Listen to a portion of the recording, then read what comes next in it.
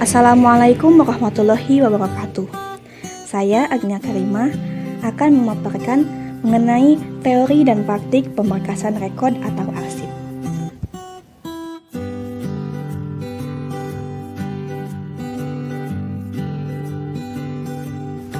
Pemberkasan rekod atau arsip. Penyimpanan arsip dinamis disebut juga sebagai pemberkasan. Nah, dalam bahasa Inggris, pemberkasan ini disebut filing. Arsip dinamis adalah arsip yang digunakan secara langsung dalam kegiatan pencipta arsip dan disimpan selama jangka waktu tertentu. Secara umum, pemberkasan arsip dilakukan menurut 3 sistem utama, yaitu menurut abjad, non-abjad, dan campuran.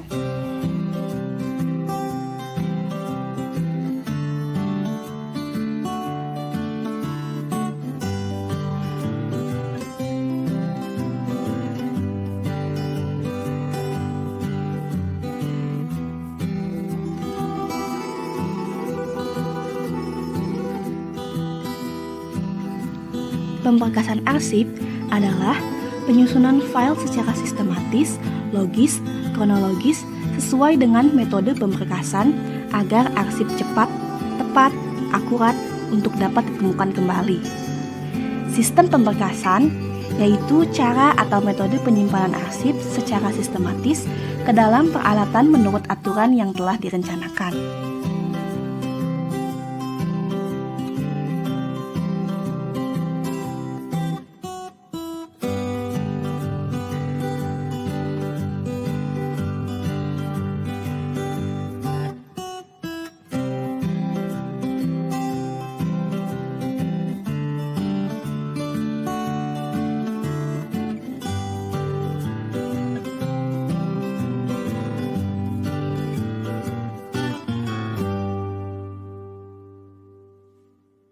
Perka Anri nomor 18 tahun 2011 tentang tata cara pembuatan daftar, pemberkasan dan pelaporan serta penyerahan arsip terjaga mendefinisikan pemberkasan itu sebagai suatu teknik atau cara pengaturan dan penyimpanan arsip secara logis dan sistematis.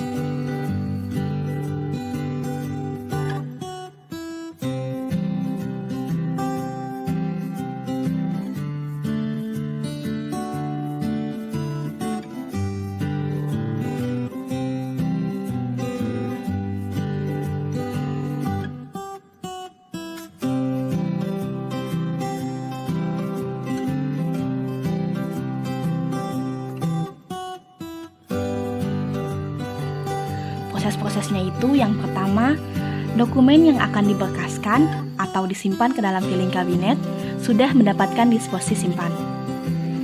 Poin yang kedua, jika ada surat-surat yang terkait digabungkan menjadi satu berkas, lalu diberi klip dan setiap berkas tersebut diberi nomor urut. Poin yang ketiga, sebaiknya dalam satu berkas itu berisi satu berkas. Yang keempat, di depan berkas, beri sekat kelompok tersier yang berisi sub-sub masalah. Biasanya sekat tersebut berwarna merah. Poin kelima, di depannya lagi, kita beri sekat kelompok sekunder yang berisi sub masalah. Sekat kelompok sekunder biasanya lebih kanan daripada sekat kelompok primer, yang biasanya berwarna hijau. Poin 6, di paling depan, kita beri sekat kelompok primer yang biasanya berada pada ujung kiri. Nah, kelompok primer ini berisi pokok masalah. Poin ketujuh, arsip yang sudah tersimpan dalam suatu berkas disimpan di dalam map gantung arsip atau holding folder. Nah, poin ke-8, setelah itu baru masukkan ke filing kabinet. Poin ke-9, setiap filing kabinet diberi nama sesuai dengan dokumennya. Poin ke-10, begitu juga dengan lacinya diberi nama juga. Dan poin yang terakhir yaitu poin ke-11, setiap tahun buatlah daftar isi setiap laci yang diletakkan daftarnya di paling depan sehingga dapat diketahui apa itu isinya.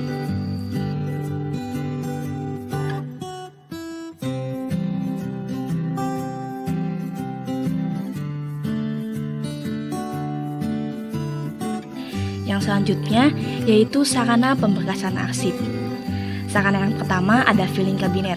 Kita tadi sudah menyinggung sedikit-sedikit tentang filing cabinet ya. Filing cabinet yaitu lemari arsip yang terdiri dari beberapa laci, antara 1-6 laci, akan tetapi yang paling banyak digunakan biasanya sekitar 4-5 laci. Setiap laci menampung kurang lebih 5.000 lembar arsip dengan ukuran dokumen yang disusun berdiri tegak lurus atau vertikal, berderet ke belakang. Filing cabinet ini berguna untuk menyimpan arsip atau berkas yang masih bersifat aktif. Selanjutnya ada sarana sekat atau guide. Sekat atau guide mengelompokkan arsip berdasarkan urutan abjad, sehingga akan mempermudah untuk menentukan lokasi arsip secara tepat dan cepat. Guide dan filing cabinet ini disatukan menjadi arrangement filing. Jenis sekat yaitu primer, sekunder, dan tersier.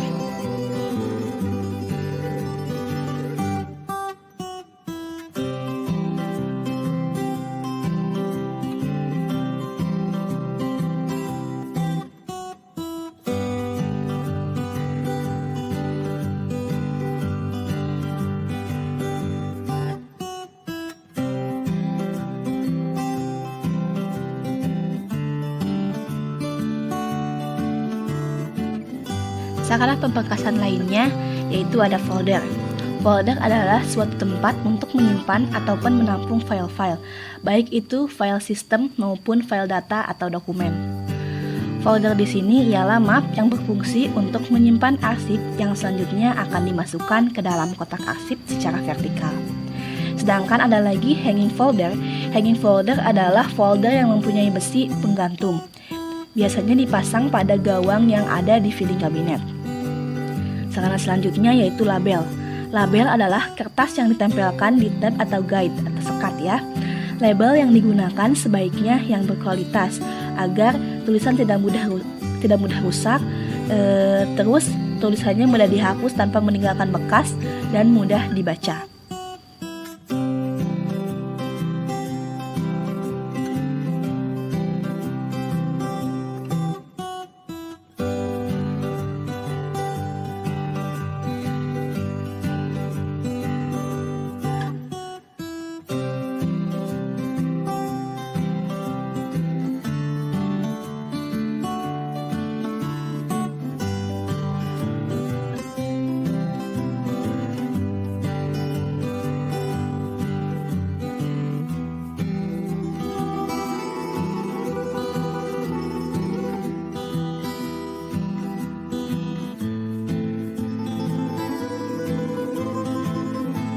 Sarana pemberkasan selanjutnya yaitu ada rak arsip.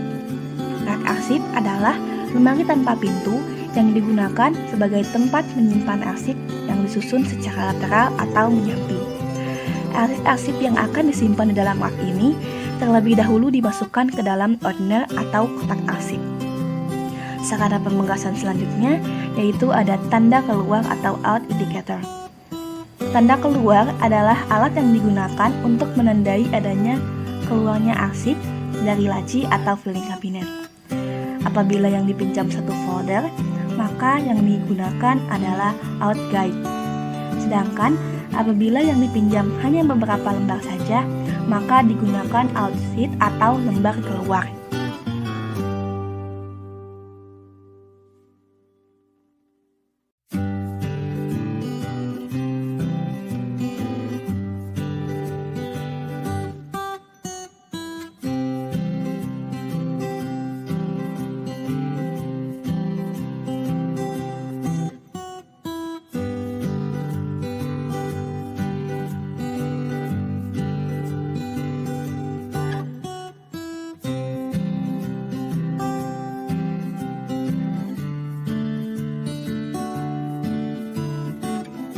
Metode pemberkasan arsip. Terdapat beberapa metode pemberkasan arsip, yaitu salah satunya ada sistem pemberkasan arsip menurut alfabet atau abjad. Sistem penyimpanan arsip menurut abjad atau alfabet ini berarti warkat yang dibuat atau diterima yang di dalamnya termuat nama orang, nama wilayah, ataupun nama pokok soal disimpan menurut urutan abjad dari huruf A sampai Z.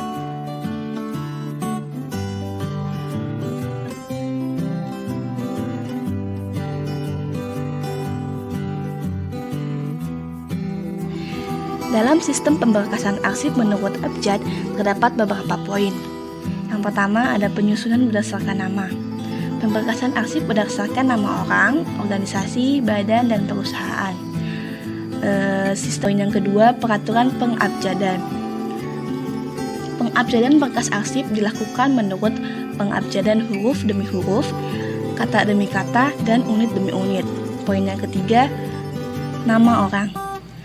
Biasanya nama orang mengikuti kebiasaan barat. Nama orang untuk pemberkasan digunakan yang paling pertama adalah nama keluarga. Poin yang keempat, ada nama badan korporasi. Dalam sistem pemberkasan arsip, beberapa di antaranya nama badan korporasi yaitu nama perusahaan, nama orang dalam nama perusahaan, gelar dalam nama bisnis, singkatan, dan juga tanda milik menjadi urutan pertama dalam sistem pemberkasan arsip menurut abjad. Dan poin yang kelima yaitu ada alamat. Penjajaran berkas didasarkan pada urutan nama, kota, provinsi, nama jalan, arah yaitu barat, timur, selatan, dan utara, juga sinonim jalan,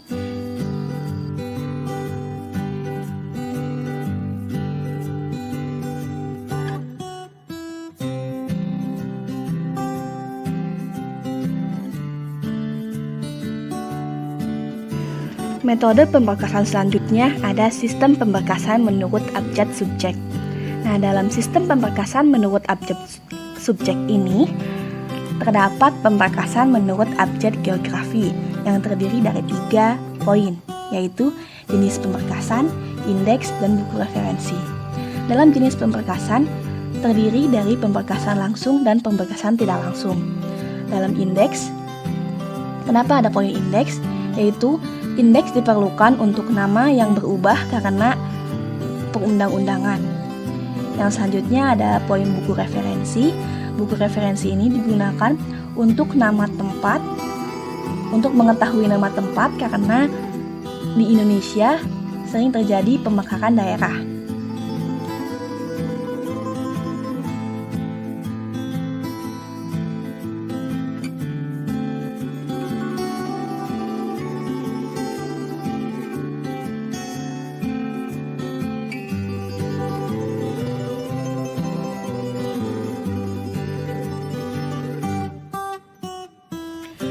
Berkas subjek dikenal pula dengan nama berkas data, eksekutif, informasi, ataupun topik. Dalam pemilihan subjek yang baik, diperlukan yang pertama kesepakatan dalam tajuk subjek yang akan digunakan oleh semua pemakai berkas. Yang kedua, keluasan untuk pengembangan dalam subjek yang dipilih dan penerimaan subjek baru. Yang ketiga, yaitu kesederhanaan sehingga pemakai berkas dapat memahami sistem dengan baik.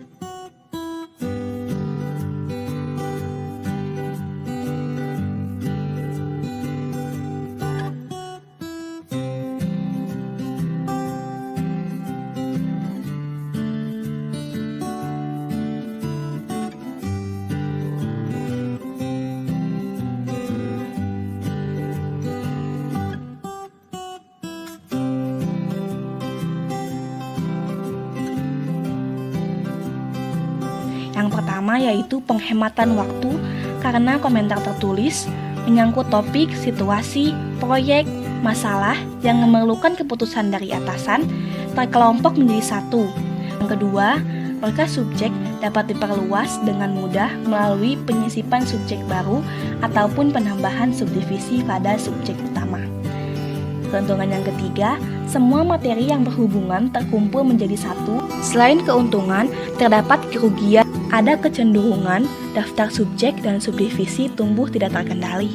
Pemberkasan menurut abjad subjek tidak akan efektif apabila istilah yang digunakan tidak dibatasi. Pengembangan berkas subjek memerlukan bantuan analis arsip dinamis yang berpengalaman. Pemberkasan menurut abjad subjek memerlukan sistem rujukan silang. Selanjutnya, metode pemberkasan non-abjad. Dalam metode ini, terdapat sistem pemberkasan menurut numerik. Misal dalam cek atau kwitansi yang sudah bernomor, pengaturan menurut nomor cek dan pengaturan dengan menggunakan angka ini disebut pengaturan numerik. Pemberkasan menurut numerik artinya pemberkasan dengan menggunakan angka. Kita masuk ke sistem pemberkasan menurut numerik yang pertama, yaitu berurut atau serial. Sistem pemberkasan menurut sistem berurut merupakan sistem pemberkasan numerik yang paling sederhana, ya. Istilah lainnya adalah penomoran serial atau berurut.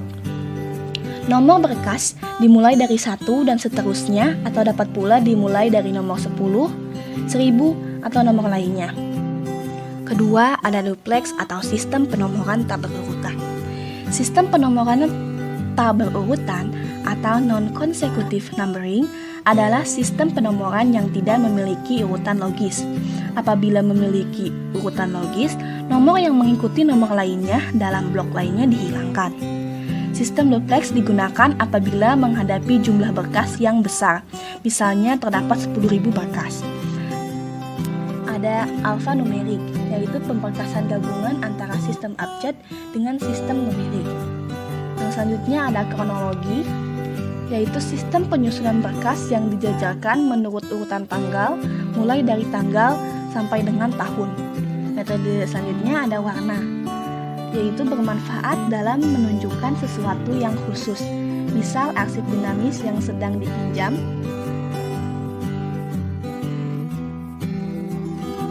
Sekian pemaparan materi teori dan praktik pemberkasan rekod atau arsip dari saya.